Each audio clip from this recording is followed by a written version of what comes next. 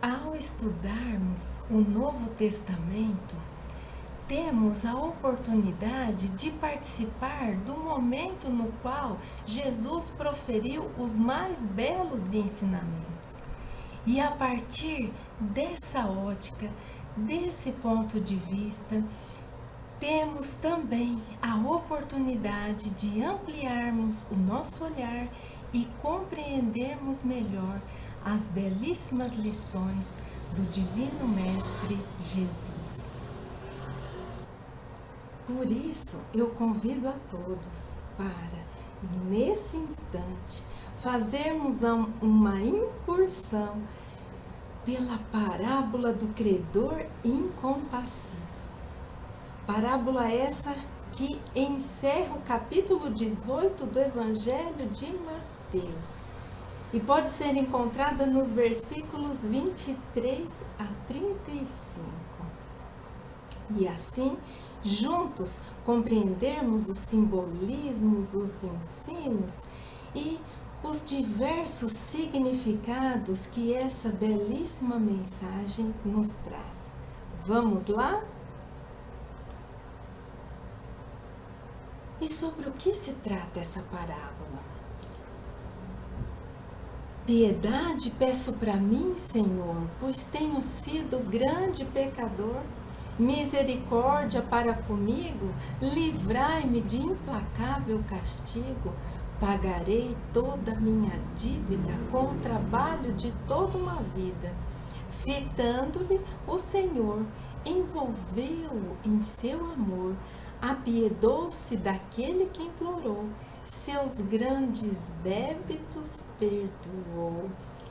E até aqui nós percebemos então que essa parábola se trata de um perdão concedido a alguém que devia grande quantia. Mas será que essa parábola trata de mais algum assunto? Vamos descobrir? Por isso, o reino dos céus é semelhante a um homem rei que quis ajustar as contas com seus servos. Ao começar a ajustar as contas, foi trazido a ele um devedor de 10.000 talentos. Não tendo ele com que pagar, o Senhor ordenou que fossem vendidos ele, a mulher, as crianças e tudo quanto tinha, para que fosse pago. Então, prosternando-se, o servo reverenciava, dizendo: "Sê longânime para comigo, e tudo te pagarei."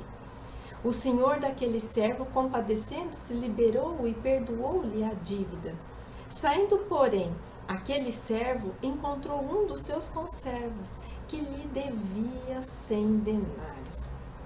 E agarrando-o, o estrangulava, dizendo: "Paga o que me deves."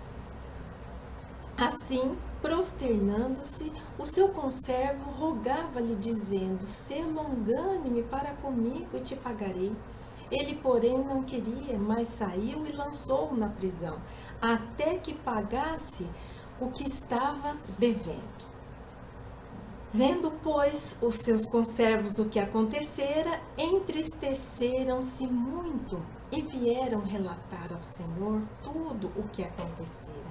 Então, o Senhor, convocando-o, lhe disse: "Servo mau, perdoei-te toda aquela dívida quando me rogaste. Não devias tu igualmente ter misericórdia do teu conservo, como eu também tive misericórdia de ti?" E irando-se, o Senhor o entregou aos carcereiros até que pagasse tudo o que estava devendo. Assim vos fará meu Pai que está nos céus, se não perdoardes de coração a cada um ao seu irmão. Nossa, essa parábola traz mais ensinamentos do que pensávamos, não é mesmo? Mas primeiramente precisamos entender qual o contexto no qual ela foi proferida. ela encerra, como dissemos, o capítulo 18. E o capítulo 18 do Evangelho de Mateus é conhecido como o discurso eclesiástico ou o discurso à comunidade. Alguns também referem-se a esse capítulo como o discurso à igreja. E igreja aqui pode ser entendida não como o edifício no qual as pessoas se reúnem, mas aquela comunidade de pessoas com afinidades de pensamentos, de ideais.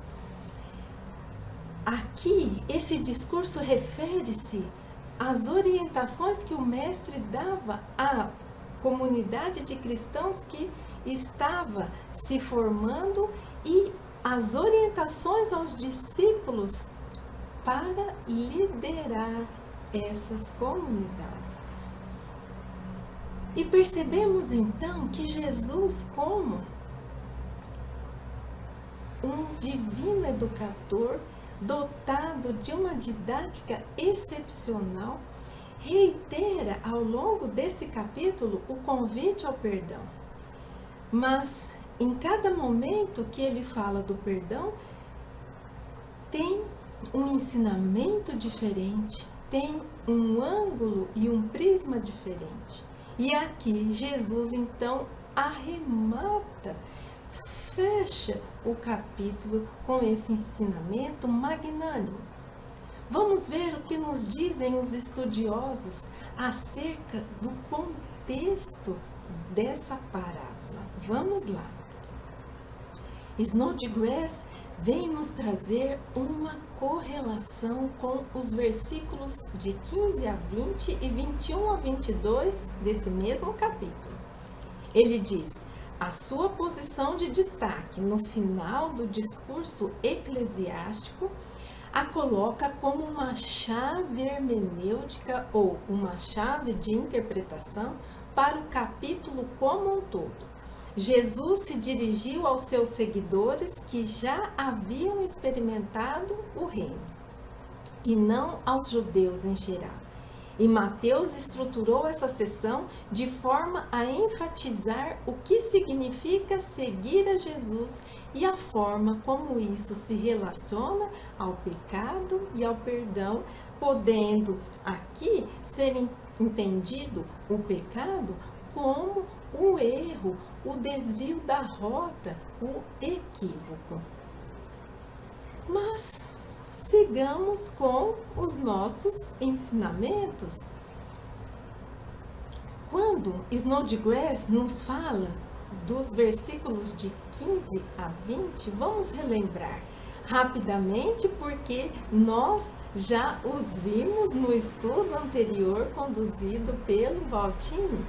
Então, relembrando, o versículo 15 é aquele que diz: ora, se teu irmão pecar contra ti, vai e repreende-o entre ti e ele.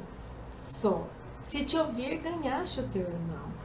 Se não te ouvir, leva ainda contigo 1 ou 2, para que pela boca de 2 ou 3 testemunhas toda a palavra seja confirmada. E ainda se não escutar, dize à igreja, quer dizer, dize-o à comunidade, e se também não escutar, considera-o como um gentio. E depois, os versículos 21 e 22 referem-se àquela famosa indagação do apóstolo Pedro.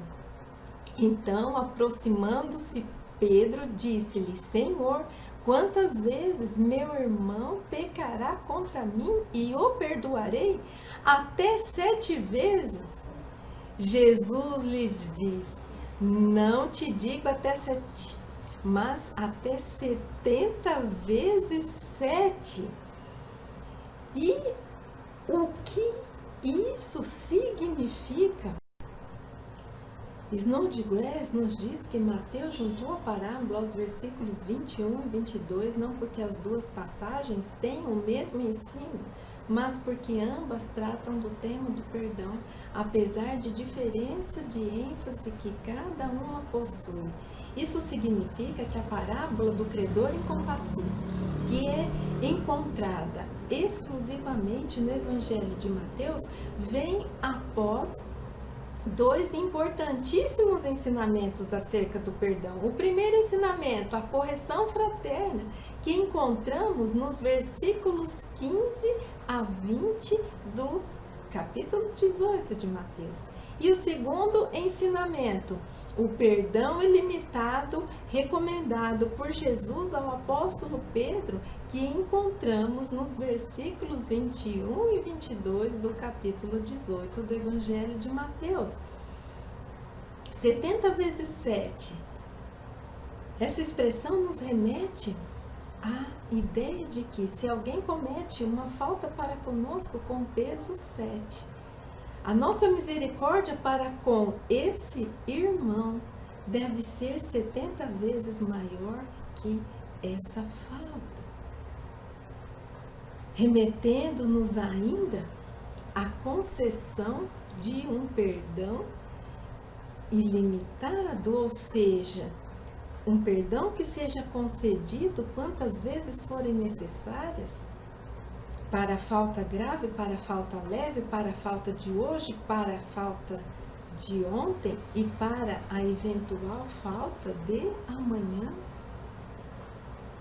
E agora precisamos de alguns elementos históricos e culturais para compreendermos melhor a mensagem dessa parábola, e vamos a elas. Servos ou servos do rei chamam-se na Bíblia e no Oriente os seus mais altos funcionários. Nos diz Jeremias. Locayer nos diz que a maior parte das declarações que Jesus faz acerca de servos ou escravos lhes coloca na posição de administradores dos bens dos seus senhores e não de executores de tarefas subalternas. Com servo, co-escravo, aquele que é servo juntamente com alguém. E assim percebemos que entre o servo e o conservo não existia relação de hierarquia. Isso é muito importante para compreendermos o ensino dessa passagem. E também o servo também era chamado de escravo. E as funções que ele desempenhava eram relacionadas a altos cargos, a administração dos bens do rei, e não a serviços subalternos, porque geralmente escravo nos remete a essa ideia de serviços de subalternidade. Talento. Um talento é uma medida de peso em ouro, prata ou cobre. Ele variava, mas oscilava entre 27 e 41 quilos.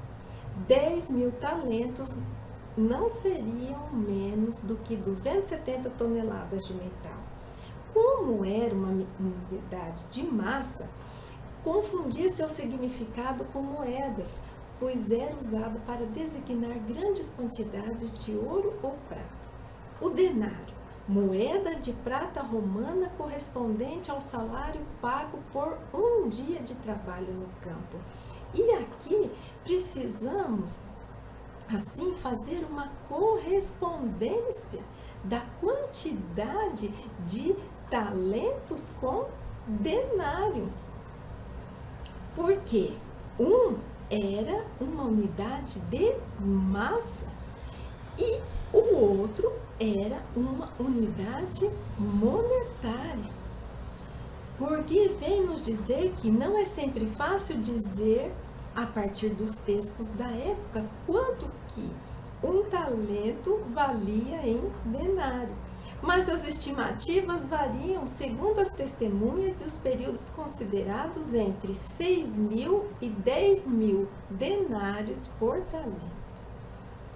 Então, agora vou propor algumas continhas para conseguirmos transformar essas unidades em unidades monetárias e ainda transformar para a moeda atual. Porque assim o nosso entendimento ficará mais fácil, pois precisamos mensurar essas dívidas. Então vamos lá.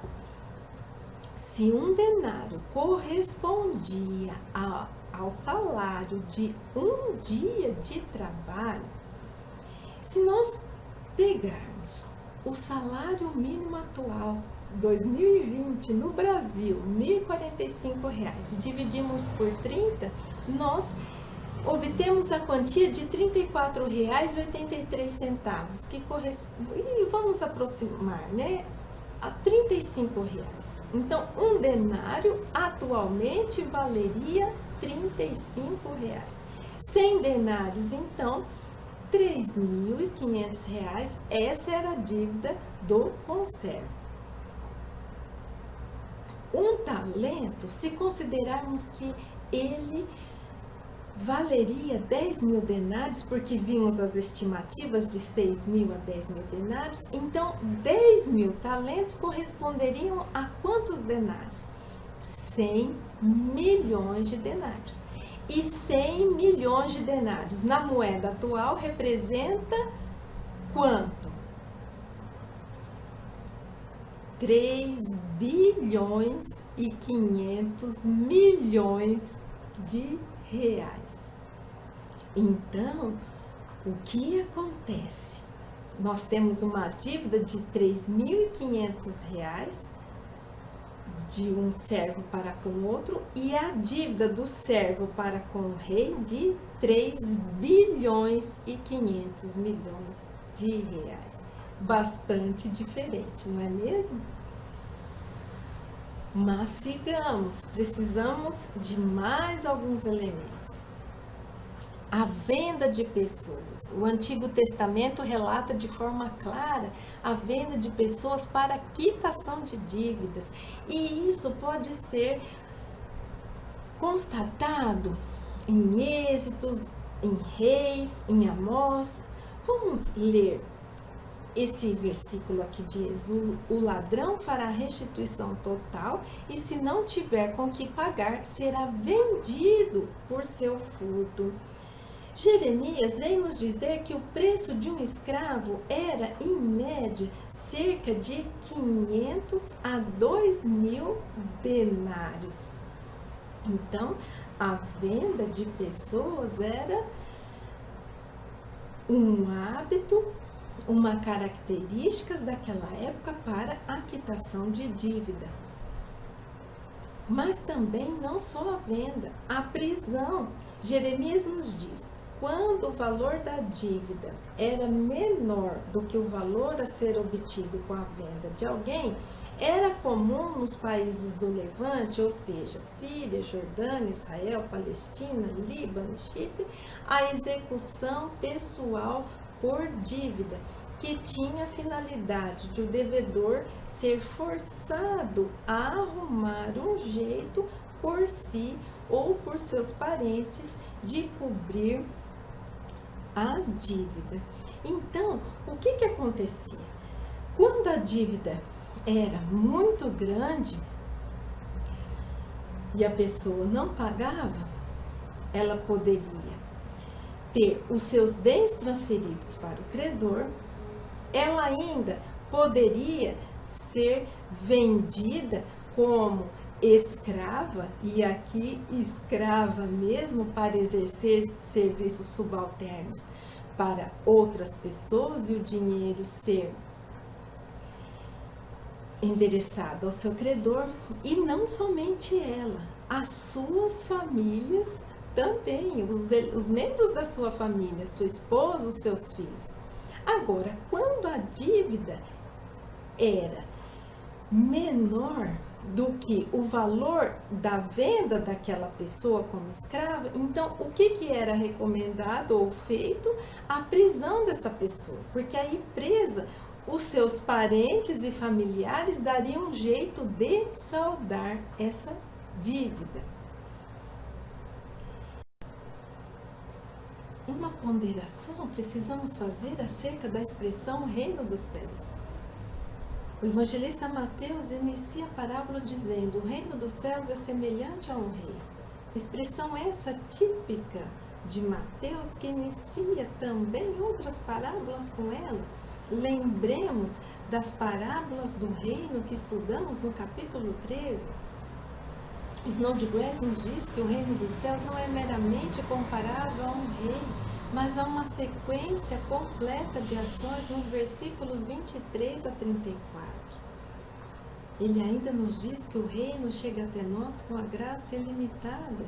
Lembremos do perdão magnânimo concedido pelo rei em um primeiro momento ao servo que lhe devia 10.000 talentos, mas com ele chegam também exigências ilimitadas, e essa ponderação acerca do reino dos céus está sendo feita como um chamamento para que prestemos atenção a essa expressão, para que ela não passe despercebida, pois ela será melhor compreendida ao final do nosso estudo, mas que a cada etapa do nosso estudo procuremos fazer a correlação das atitudes dos personagens para a construção do nosso entendimento acerca do reino. Ao final, retomaremos a ela. Combinado? Quem é quem? Um primeiro olhar. Olhar esse baseado na visão judaica.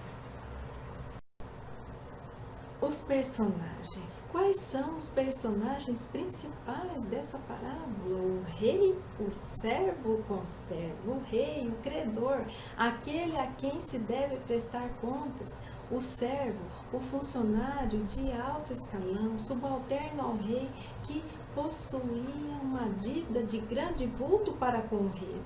O conservo, também subalterno ao rei, mas possui uma dívida de pequena monta para com o servo. E aqui precisamos lembrar da visão tradicional judaica nas nossas correlações seguintes. No judaísmo, o rei era frequentemente associado à figura de Deus, aquele que age com a misericórdia para com todos, um exemplo a ser seguido. Lembremos do rei da parábola, que concedeu aquele perdão magnânimo no primeiro momento, como já dissemos.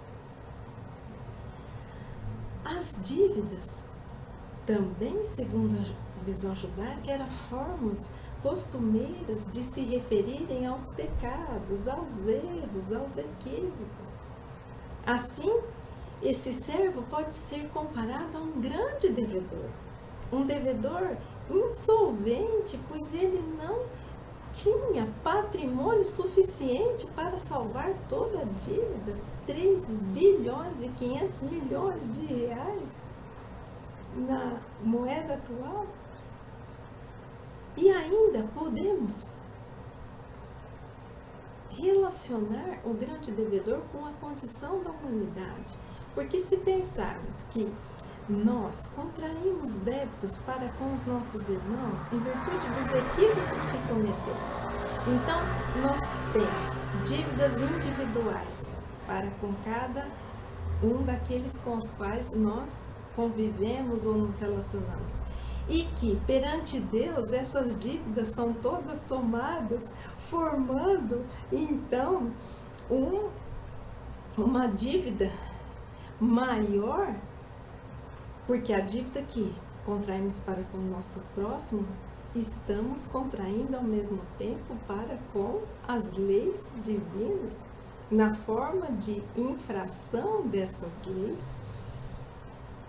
A humanidade, sim, tem uma grande dívida para com o Pai, mas também podemos pensar que a humanidade traz essa dívida, assim chamada, para com Deus em virtude de todas as benesses preciosas e valorosas que Deus concede a cada um de nós, como a vida, como as oportunidades de trabalho, de serviço, de amparo.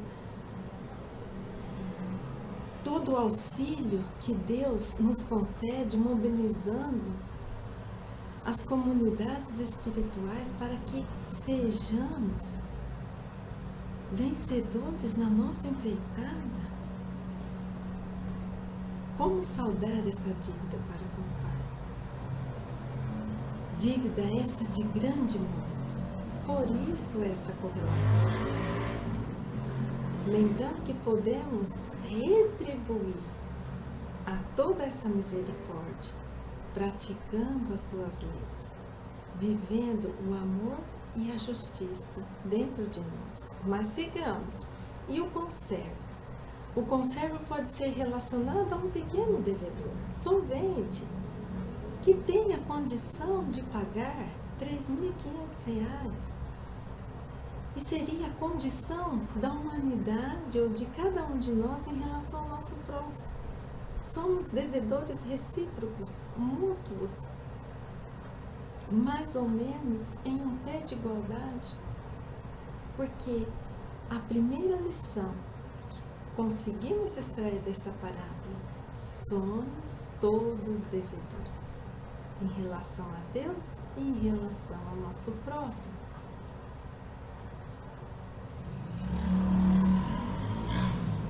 E os contrastes que essa parábola nos traz?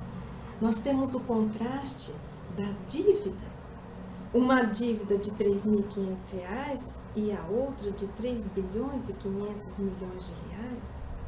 Temos o contraste de atitudes, porque o rei age com misericórdia e o servo não age com misericórdia. E também nós temos um outro contraste, que é o perdão não renovado, porque em um primeiro momento esse senhor concede um perdão magnânimo, mas quando é chegado ao seu conhecimento que o servo não perdoa o seu conservo, o rei então não concede esse perdão novamente. Passemos então a estudar esses contrastes. E no tocante às dívidas, nós temos a dívida do servo 1.000.000 de vezes maior do que a dívida do conservo. É um contraste notório e que dispensa maiores comentários. E quanto às atitudes? De um lado temos um perdão magnânimo e de outro lado temos a falta de perdão. E aqui um questionamento. Qual seria o comportamento esperado para aquele que foi perdoado? A reciprocidade, não é mesmo? E na falta de reciprocidade das atitudes do rei e do servo, encontramos os contrastes nessa parábola no tocante às atitudes. O servo, grande devedor, diz ao rei: sê longânime, misericordioso para comigo, e tudo te pagarei. Esse pedido, tendo em vista que a sua dívida era de grande monta e tendo em vista que ele nem teria condições de pagar, é um pedido irrealista e irreal. Ao passo que o devedor, o pequeno devedor, o conservo, diz ao servo: sê longânime para comigo e te pagarei. E o pedido do conservo é razoável, porque ele tem sim condições de pagar. Ele precisaria apenas de um prazo para isso. E continuando com a comparação das atitudes,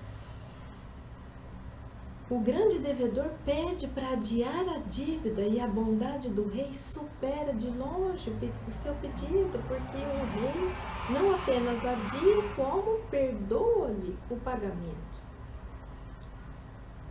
O grande devedor tinha o direito legal o seu conservo lhe devia, mas não tinha direito moral, porque ele acabara de receber o perdão da sua dívida.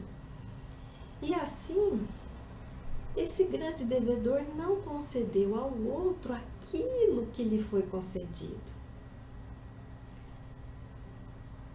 Por outro lado, o conservo pede para adiar a dívida e o seu credor implacável e incompassivo, que no instante anterior havia sido beneficiado do mais generoso perdão, não atende seu pedido e manda-lhe a prisão. Atitudes totalmente contrastantes. E aqui podemos fazer uma reflexão.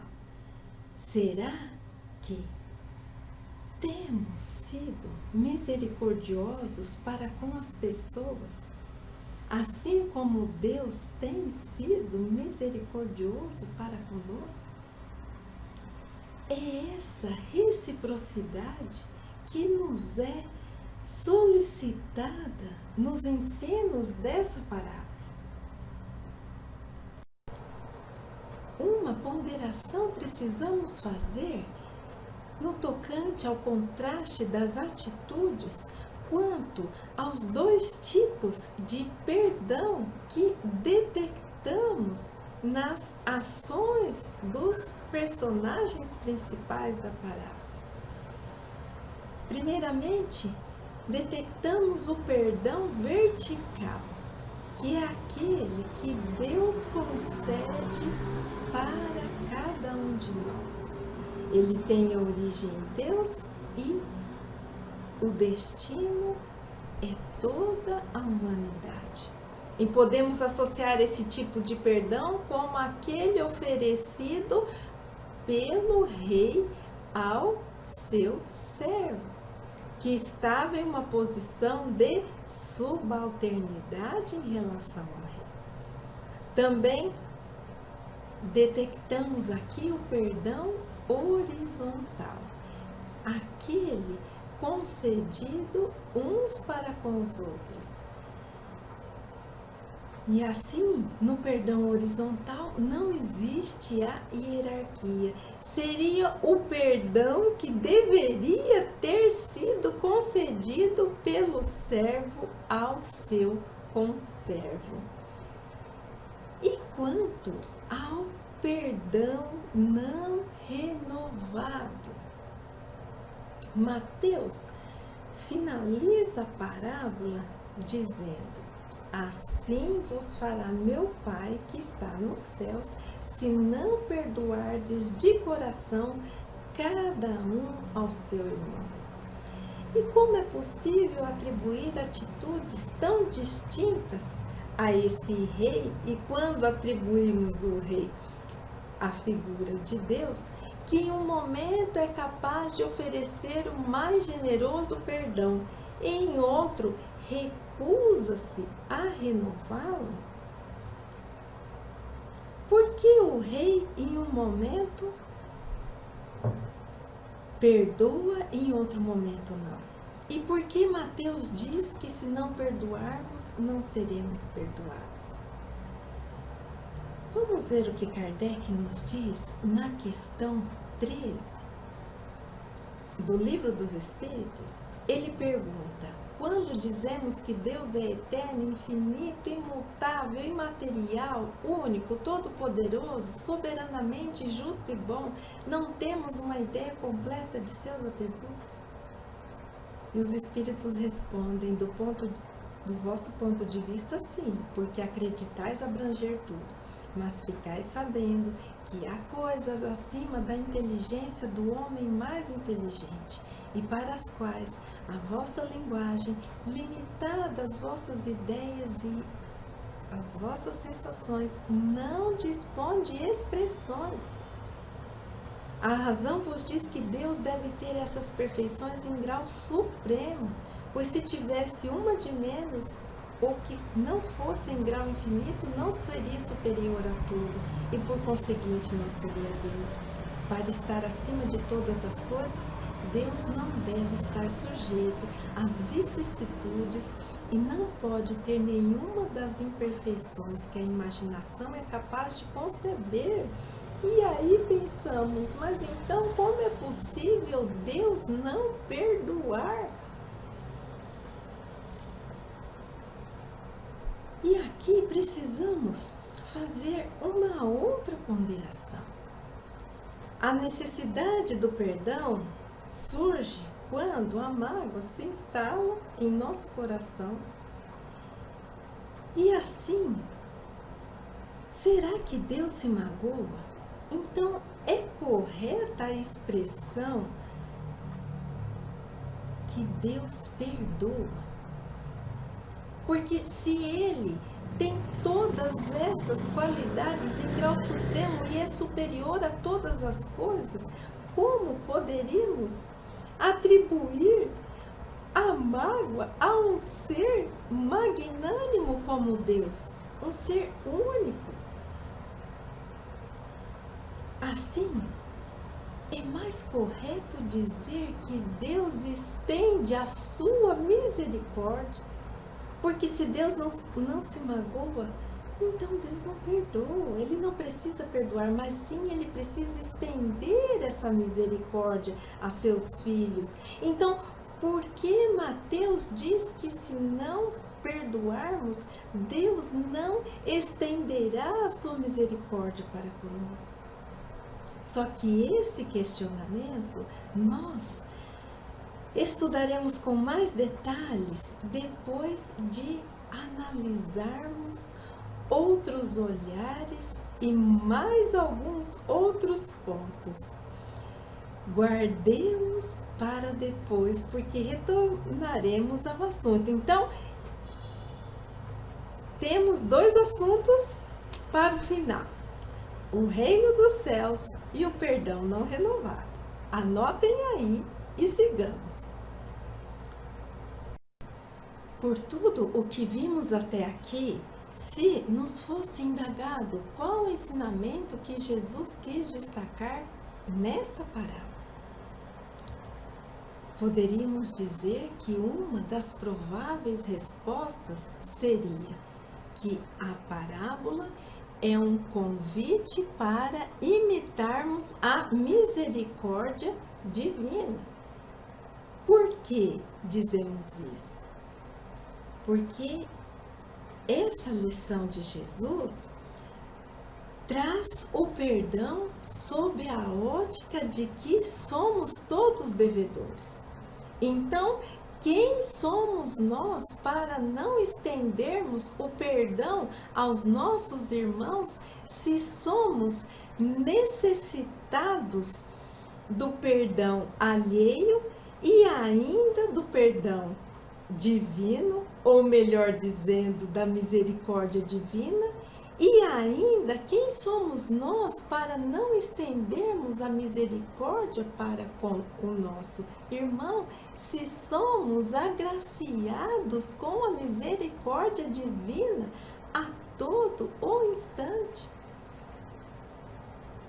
E agora partiremos para um outro olhar acerca dessa parábola que pode ser lançado. Olhar esse que não invalida o primeiro, mas contribui para o nosso entendimento, mostrando assim que quando falamos em ensinamentos de Jesus, não existe um gabarito, que vários olhares podem ser lançados desde que coerentes e condizentes com os ensinos de Jesus e também com as leis divinas.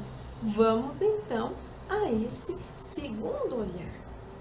Podemos associar a figura do rei à nossa consciência. Por quê? Porque o rei é aquele que está no cargo mais alto em uma sociedade, assim como a consciência é aquela que comanda todo o nosso ser. exercendo um juízo de valor sobre todas as coisas. E o ajustar as contas com o rei seriam os impositivos da lei divina. As dívidas podem ser entendidas como a somatória das transgressões cometidas contra a própria consciência.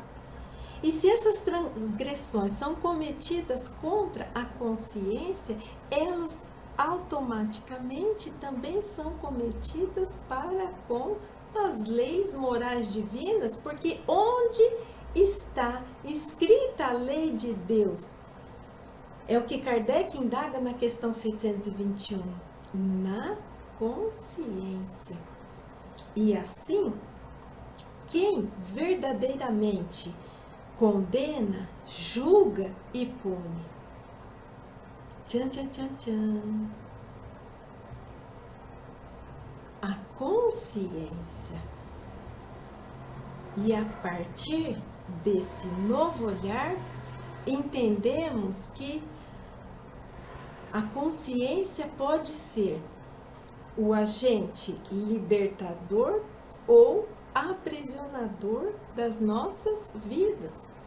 E o Wiersbe traz uma contribuição muito importante para compreendermos esse novo olhar. Ele diz assim: a pior prisão do mundo é a prisão de um coração rancoroso. Se não perdoamos, tornamos-nos nossos próprios carcereiros e a causa dos tormentos que sofremos. E por que isso acontece? Porque quando a mágoa se instala em nosso coração, nós, em um primeiro momento, nos recusamos a perdoar a falta do nosso irmão. Mas os nossos sentimentos, os nossos pensamentos e até as nossas atitudes passam por um juízo de admissibilidade que está localizado na nossa consciência, que determinará se aquele sentimento, aquele pensamento ou aquela atitude deverão permanecer ou deverão ser extirpadas do nosso ser. E assim, quando não perdoamos, significa o quê? Que a nossa consciência não consegue compreender que todos somos irmãos e que todos somos devedores. E que assim, todos devemos estender o perdão a partir do momento que a misericórdia divina é estendida a nós. Não. A nossa consciência, quando não perdoamos, não pensa assim. Ela pensa que somos credores. Que somos credores em relação àquele irmão, aquele pai, aquela mãe, aquele filho, aquele companheiro, aquele amigo. E que como credor temos o direito à restituição. E podemos fazer uma pausa aqui, lembrando de algo que já vimos no estudo dessa parábola. Temos o direito legal, sim, se realmente formos credores. Mas será que temos o direito moral? É uma questão a se pensar. Por isso, aquele que consegue perdoar, a sua consciência está em alinhamento com as leis divinas. E assim, ela consegue enxergar o outro como irmão. E ela consegue enxergar a si mesmo como um devedor. E assim, ela estende esse perdão que ela estende esse perdão cujo processo, né, se inicia com uma mágoa que se instala dentro de nós. Aquele que consegue perdoar reflete em suas atitudes os sentimentos oriundos da gratidão pela misericórdia divina. Esse reconhecimento de que somos agraciados pela misericórdia divina. Essa é a premissa maior para iniciarmos o processo do perdão em nós. Auxiliados, sim, pelo sentimento de gratidão e amor a Deus, mas também auxiliados pela nossa consciência. E agora, vamos retornar a um assunto que deixamos ali de lado para, depois de estudarmos os outros pontos que vimos, compreendermos de uma maneira um pouco mais ampla. E o perdão não renovado. Aquele perdão que foi concedido num primeiro momento pelo rei, mas em um segundo momento não foi. E aqui precisamos lembrar de alguns conceitos do judaísmo. E vamos a eles. No judaísmo, há ocasiões em que Deus é denominado Adonai, palavra comumente traduzida como eterno. Outras vezes ele é denominado Elohim, que os tradutores definem como Deus. Por que dois nomes diferentes? Pelo fato de Deus ter dois modos principais através dos quais ele se relaciona com o mundo. Ele é tanto Adonai, eterno, como Elohim, Deus.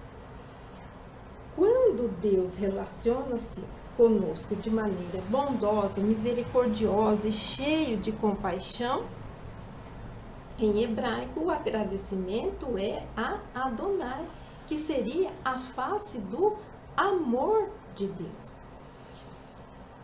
Quando ele relaciona-se conosco de modo restritivo, rígido, o nome utilizado é Elohim, que é a face da justiça de Deus. Mas sigamos um pouco mais antes de extrairmos as nossas conclusões. Quando nós estudamos no versículo 35, assim vos fará meu Pai que está nos céus, se não perdoardes de coração cada um ao seu irmão. Pelo que vimos, Deus é amor, mas Deus também é justiça. E assim, quando exigimos os direitos, queremos os ressarcimentos pelos débitos cometidos para conosco, nós acionamos as suas leis de justiça. E aí podemos citar o que está lá em Mateus capítulo 7, versículo 2, e com a medida com que medis, sereis medidos.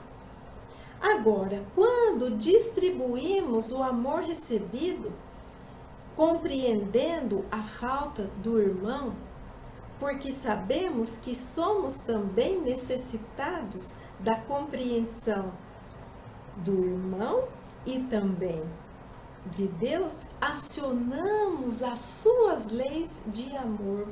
E aí lembramos do que está lá na primeira epístola de Pedro, capítulo 4, versículo 8. O amor cobre a multidão de pecados. E assim, quais leis nós queremos acionar para regerem as nossas vidas? As leis de justiça? Ou as leis de amor? A escolha é nossa. O conhecimento nos foi dado nos foi transmitido. As oportunidades são renovadas a cada dia para vivenciarmos o perdão e ainda para vivenciarmos os ensinos de Jesus, que representam a mais pura expressão das leis divinas. E qual tem sido a nossa escolha? E qual será a nossa escolha para os dias que se seguem em nossas vidas? E quanto ao reino dos céus, tema também que deixamos para o final. Após estudarmos todos os elementos e após refletirmos acerca de tão importantes questões dessa parábola, não podemos atribuir o reino dos céus a comparação simples a um rei. Não, o reino dos céus é muito mais do que isso. Ele está representado na figura de Deus Pai, o Criador, que o rege com as suas leis de justiça e de amor. E no reino dos céus estão contidos o incriado, quer dizer, Deus e todas as demais criaturas.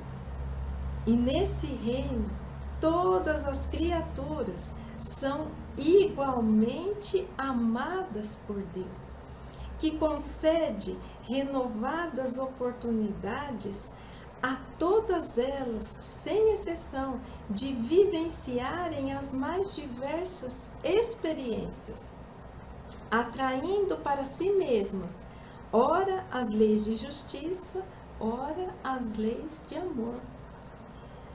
Mas as leis de justiça e de amor presentes nesse reino não têm a finalidade de privilegiar ou aplicar o castigo às criaturas. Elas têm a finalidade de desenvolverem a herança legítima em forma de centelha divina que foi depositada no íntimo de cada criatura.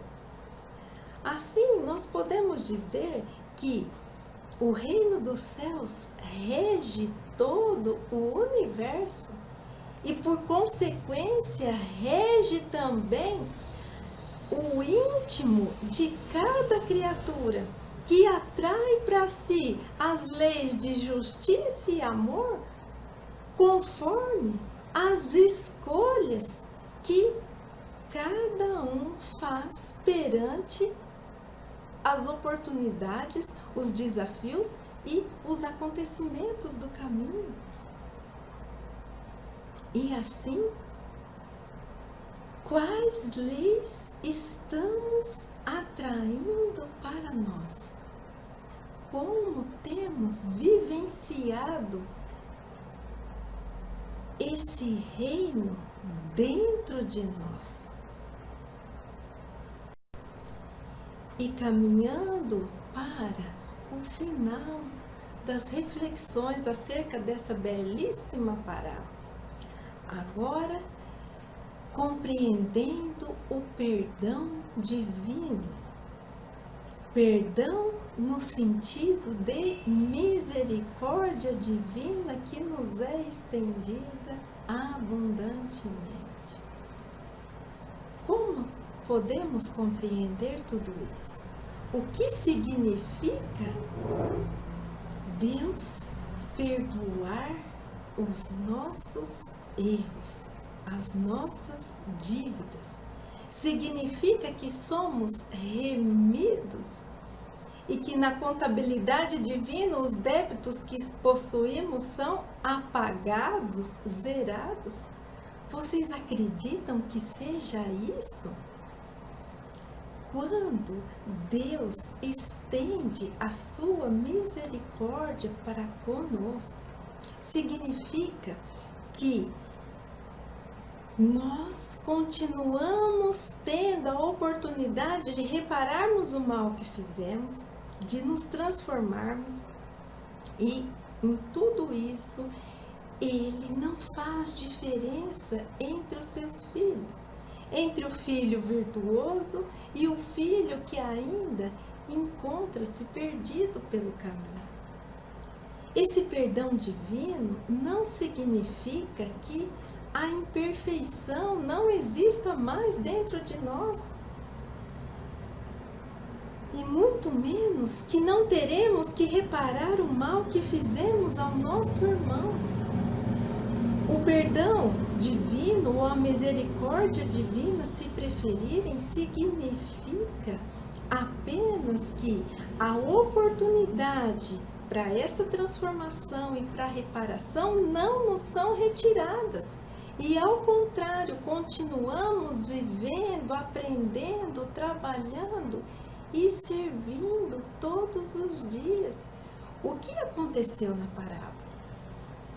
Naquele primeiro momento em que o servo foi beneficiado com o seu perdão. Ele continuou com todo o exercício de suas atividades. Ele poderia trabalhar, ele poderia relacionar com as pessoas. E nisso tudo, se nós olharmos sob o prisma das leis de justiça e amor que regem a todos nós, aquela pessoa continuou tendo oportunidades de trabalho, de auxílio às criaturas, de reparação a possíveis males que tenha cometido. Mas a partir do momento que ele não perdoa ao seu irmão, o que acontece?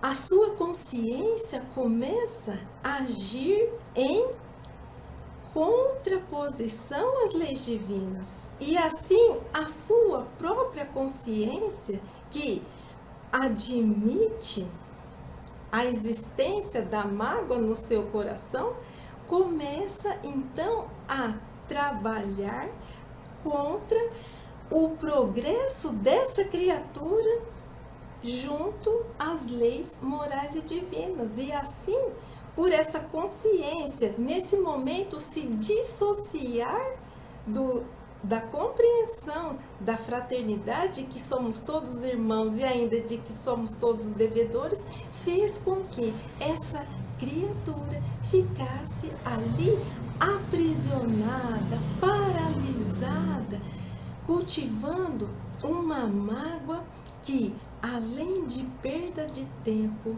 representa a perda e o desperdício de oportunidades de vida.